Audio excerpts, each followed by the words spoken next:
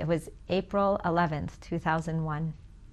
I had just turned 40 a couple of weeks beforehand, and one of my clients took me out for my birthday. While we were talking, I was sitting just like we're sitting now, and I felt a very warm breeze come through me. It was like through my body. It wasn't, you know how you normally feel a breeze that's on your skin and you get the chills or whatever happens to you? It wasn't like that at all. It was internal, and it was a very calming, peaceful effect. And all I could do was just feel so good. And I don't drink or anything, and I knew it wasn't from that.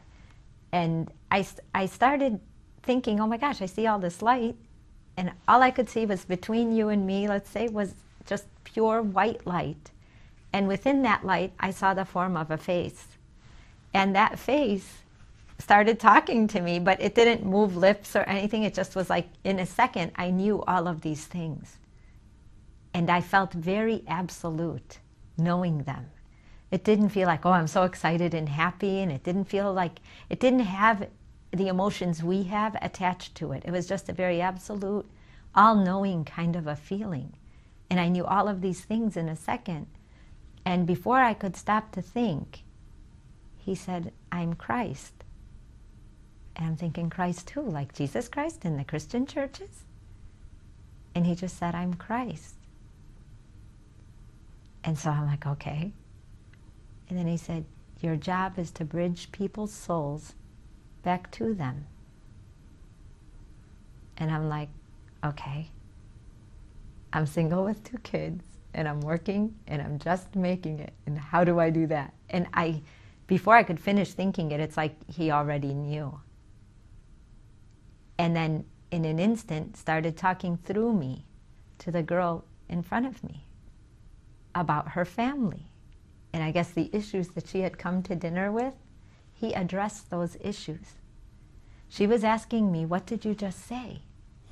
And I said, I keep saying it. I couldn't stop. So she pulled her checkbook out and started writing on her deposit slips what I was saying. And then it kind of calmed down, and in the middle of it, I didn't know what was happening. It became interesting to me, what he was saying to her.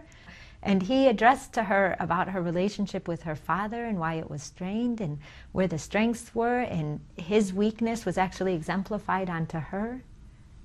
And that's why he took it out on her, because she was the most like him. And he wanted her to succeed where he didn't. And that's why he pushed her more than he pushed the other kids. And it all made sense to her. She was no longer angry. It gave her love in an objective form, and something we can do something with, because anger stops us from doing. Anger gives us steps backwards. We say, I'm going to do this and this and this, which takes us away from love. But he brought her into love. It was so beautiful to watch and to see. In the meantime, I told her, well, you know, something just came to me, and he said he was Christ. She believed me, which I did not expect, because I was still trying to believe myself in that moment.